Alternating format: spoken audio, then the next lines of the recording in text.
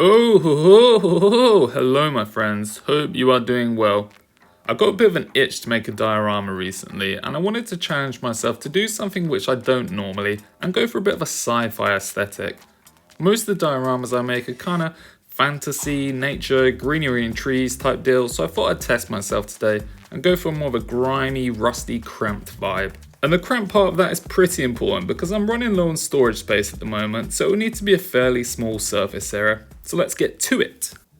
I made a little plinth display thing to build the diorama on using some random offcuts of wood, and compared to the last diorama I made on the channel, it's about a third of the size. But while it's a lot smaller, I don't want to compromise on the quality and detail, so I'm going to work hard to really fill this up with different textures and details and bits and bobs which draw the eye. I start by cutting and gluing down some strips of cardboard around the walls to act as some kind of industrial bracing sections. And I don't really work with cardboard much, to be honest. I prefer to use plasticard or something more durable like that. But I've got a ton of this laying around from old mini packaging, so I thought I'd do my part to reduce waste and save the planet. Otherwise, all the swamps might dry up and I'll have to become a weird little desert route or something instead. Anyway, some of the cardboard went on a bit crooked from the super glue drying so fast, but don't worry, those bits will be covered up later. Once those wall bits are done, I move on to the floors section, and I was going back and forth with what I'd do here, but in my kitchen I found these sandwich bag ties, which reminded me of some kind of corrugated industrial material, and also happens to fit perfectly with the size of the floor, so it was a no-brainer really. I glued a whole wad of these down, and then glued some single pieces around the edges to frame it all in. But with the floor down, I wasn't happy with the bracing pieces I'd added as they now looked a bit barren, so I decided to add some rivets to them just for a bit of extra texture. I added some watered down PVA to the cardboard first to make it more durable for painting later on, and then got to work with the tiny little rage-inducing rivets. These were an absolute nightmare to cut from the sprues because they're so tiny and fiddly, and the only thing worse than removing them was then trying to glue them down as well. I had spaced each one out by 5mm, and in the end I think I had added about 120 of these, which gave me a stress headache from concentrating so intensely for 2 hours. A bunch of these ended up being completely covered or ripped off to make room for other bits anyway, so I'm really glad I put so much effort into those. Those were the most basic texture bits I wanted to add, and now I want to start building up some more details, starting with a ladder. This was super simple, just 2 lollipop sticks cut down with balsa wood steps at 1cm intervals. I wanted this diorama to look like a kind of survival bunker basement thing, so having this ladder coming down should add to that effect. Next, I turned my attention to this corner area where I added in a big pipe section I'd built using some PVC pipe and a bunch of mini pipe fittings I had. I also took this gas canister and hollowed out the top so it would fit over the pipe nicely. Again, just adding a bit of variety and differentiation for the eye to follow. I went for more piping over on the edge here, but this time chose to add a couple of skinnier ones. I salvaged 2 great pieces to act as housing for the pipes, and then trimmed down a couple of toothpicks and glued them in place. They weren't long enough to reach the floor on their own, so I had to join some together here, and I covered the joint with a little detail that looks like a thermostat. I really enjoyed all this pipe work actually. I feel like I'm basically a plumber now. Plumbing's just f***ing Lego, isn't it? Water Lego. I wanted to add a couple of worktops I could use to place some scatter on, so I got to work cutting down some balsa wood batten. I used this thicker section for the bottom cabinet bits, and then use a thinner piece which I cut to be slightly wider than the bottom to act as the top of the table, and then I glued both together. I didn't like the slightly softened edges or the grainy texture of the balsa wood, as I felt this would ruin the scale look of the piece, so I decided to cover everything in some plastic. I took some leftover packaging from some grass tufts and measured out strips which would cover each visible surface of the balsa wood. Once I was happy with them, I glued them all down, including some very thin strips for the edges of the tabletop. I think for sci-fi pieces, hard edges look much better than the softer wooden ones we were getting from the balsa wood, so this was a good time investment for me. There are probably much better ways of doing this, but I am nothing if not extremely inefficient when it comes to dioramas. For the big blank space on the left wall here, I had an idea about making some big life support or air filtration kind of unit, because the mini we'll be adding later is living down here in this dingy basement, so he'll need some kind of airflow. I had a bunch of random junk and leftover bits I thought could make some interesting scenery, lots of little vents and exhausts and stuff like that, so I started gluing these bits together and was really pleased with the outcome actually. It looks a bit weird now, but it will look a lot better when it's covered in paint. Much like myself. I was left with a bit of empty space below that, and I thought of adding some kind of computer system in that links with the air filtration, so I did the same thing again, hobbling together a bunch of random pieces of junk and some little leftover computer parts from other projects, and again was really happy with what I made. Now this all felt like it was going too smoothly. What I needed was a big catastrophe to put me in my place and remind me not to get too ahead of myself. But that didn't happen, thankfully. Instead, I bent up some pieces of wire, gluing them and this fuse board down to add a final bit of extra texture to this wall. I was genuinely really pleased with this section. Just goes to show you, you know, sometimes if you have an idea, you should do it and it might work or it might not. But how will you know until you try, you know? Even if you don't have an idea, do it anyway. Because if you love cats, Anyway, with the left wall wallified, it was now time to give the right wall the unending love and affection it deserved. I first glued on this random part I'd salvaged from an old laptop as it had a really cool texture like a bunch of screens or some other industrial greebles. I then made some kind of recording device thing using a random bit I had left over, gluing it onto some balsa wood and covering the sides with plastic again to hide the grainy texture. I used the same balsa, super glue, plastic combo thingy to whip up a couple of lovely shelves too, and then glued them in place on the wall. Then I felt like I didn't really like how the recording unit looked, so I chopped up a Cadian communications pack and glued it into the side here, which gave it at least 15 extra pizzazz points. I also made a kind of plinth thing using some foam, plastic and more sandwich ties to mount a couple of guns up here on the wall. And if you're wondering how anyone's supposed to reach those, so am I.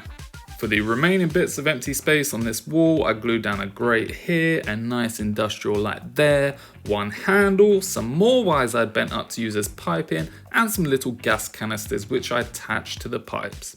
I added another little mini plinth here which I'll probably stick something onto later, and finally added another handle over here because that tiny little empty space was making me very uncomfortable.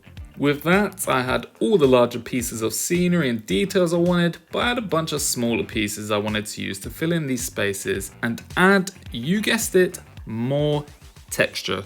So I had a bunch of these sprues of little greebly pieces from somewhere, which were perfect for using on this diorama. I glued on a bunch of grenades and magazines and other random items onto the shelves, some smaller bottles near the recording device because maybe our basement dweller has been getting lit and recording himself singing Mariah Carey songs like we all do, some larger barrels and boxes here and there, and a whole ton of bullets and casings on the front desk here. I had a lot of fun placing these things down actually. Adding all these little details made the piece feel like it was coming to life, like it was really being lived in and interacted with on a daily basis. Much the same as texture, I think details are super important with all dioramas, but sci-fi ones especially.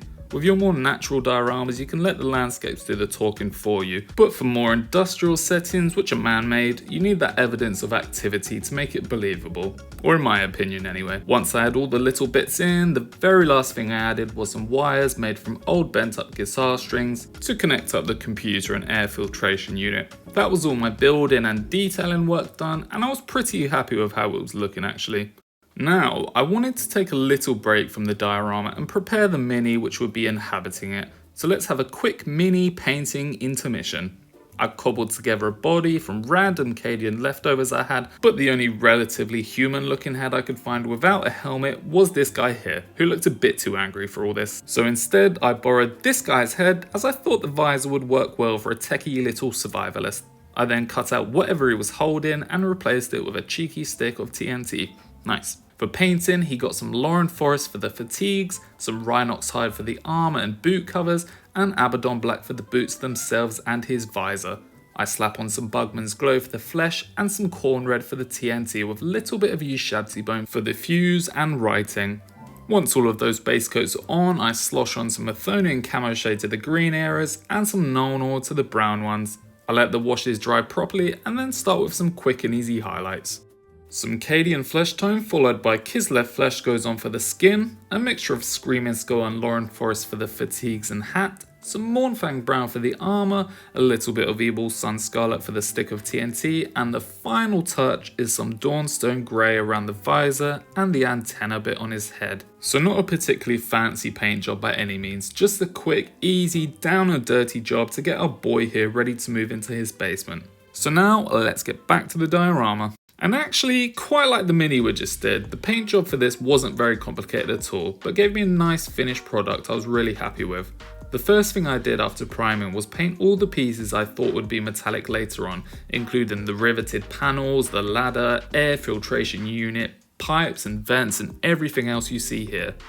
I'd started by brushing it on, but found that stippling it instead gave me a much nicer effect, with a more weathered patina to it compared to the pretty stark areas I'd brushed on. I like this a lot, so I went back and lightly stippled some black onto the brush sections to bring them up to a more similar appearance. After that, I tackled the visible parts of the inner walls, which there weren't much of really, but I wanted these to look like old concrete, so I went with a kind of grey, beigey colour here. I probably should have done this first, since some of the areas were harder to reach in a giraffe's nutsack, and meant I had to come back and clean up the metallic bits where my paint had overlapped. Not a big deal, but if you're doing something similar, start with the harder to reach spots so you have less cleanup work to do later. The floor gets a really quick treatment, just a couple of coats of progressively lighter greys to bring out that corrugated texture. Really simple and easy, but it works. Then once our big boy base coats are done, I go around and apply all the smaller ones to our bits of scenery and scatter. And I won't list all of them out, as you'll be able to see what colour I used to paint them using your own finely attuned eyeballs. But much like when I glued them down initially, painting up these smaller details really started bringing the piece together and bringing some life to it. Some of my favourite pieces painted here were probably the golden AK I did just for some cheesy fun, all the nice shiny bullets, the wires coming from the computer, and the copper piping attached to these friendly looking canisters. With those finished, the next step was to add some dirt and grime. Again, this was really quick and easy. I simply took an old fluffy brush and began stippling some dark brown around the diorama, focusing mainly on the metallic details. You don't have to be too careful with this really, just make sure to apply it in a fairly random manner so it doesn't look too uniform. And when you're satisfied with your dark brown, take a more orangey brown colour and do the same thing, this time being more selective and applying less of it. I focused this mainly on areas where I applied the dark brown, and you can see that applying them together starts to build up a nice, grimy, rusty effect. And next up, I'm sloshing on a dark wash over absolutely everything. Usually I'd use specific washes over specific colours, like using a Athonian camo shade over green for example, but for this piece I want to tie everything together with a nice dark, grimy, shadowy layer, so I just slather it all over. And you'll find that most people recommend to not apply washes to flat surfaces as they tend to pool and look all dry and ugly, but since this is a dingy looking rusty basement, that's not a problem and actually helps to add to the effect, especially on the walls and floor. Once those washes are all dried, the only thing left to do is go back and touch up all of our paint again to add some more depth. I repeat the rust stippling, this time using an actual rust effect paint, which combined with the layers of brown and our previous wash gives us a great deep rust effect. Some lighter grey, beigey colour is stippled onto the exposed concrete sections to suggest some wear and damage, and I also apply some streaks of rust using our orangey brown colour from earlier. I also touch up the smaller details using a slightly lighter colour than their original base coat, nothing too dramatic, just enough to add a bit of contrast to make them stand out against the darker background. I paint in this light using a few different shades of red and orange, as well as the hand scanner and the screen on the computer over here, which I had admittedly pretty much completely forgotten about. The very last thing I did was paint a yellow and black hazard stripe up top here, which I dirtied up to help blend in with the rest of the piece. And that is all she wrote, my friends. Let's get this mini added and see how everything turned out. I'm really happy with this diorama actually. A lot of the time I'll stray away from sci-fi scenery because I'm generally into greenery and landscapes more, but after making this, I think that might have changed a bit.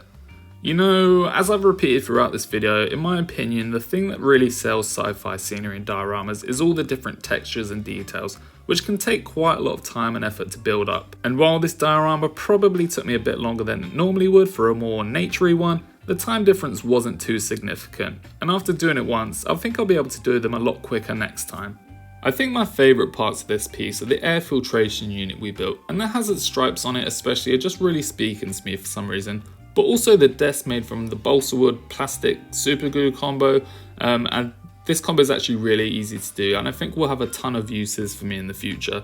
This piece also shows that even when you're working with smaller spaces, you can still stuff it full of interesting details. When I look at this diorama, my eyes start to wander around, following pipes and trying to find all the little details, even though I already know where they are because I just put them there. So if you're like me and are working with limited storage space, try making a small diorama but focusing on all the different textures and levels and details you can jam pack into that without it becoming too crowded. I wanted quite a claustrophobic feel with this diorama, and I maybe could have pushed that even further, but I'm really satisfied with the end result here. And not to be too dramatic, but this has been a bit of an eye-opener for me and has given me a ton of ideas for future smaller builds. One of my favourite game series is Fallout, and I think there's a potential here to make some very cool, tiny, cramped underground bunkers for some of the Fallout characters. Interesting times ahead. Thank you for watching if you've made it to this point. If you enjoyed this, please feel free to subscribe or leave a like or a comment. I love to read what everyone has to say, and I try to reply to everyone I get because I really appreciate the feedback. If you'd like to see any of the techniques I used today broken down further, let me know, and if not, then thank you for stopping by regardless. I am the Big Swamp Rat, and I will see you very soon. Bye.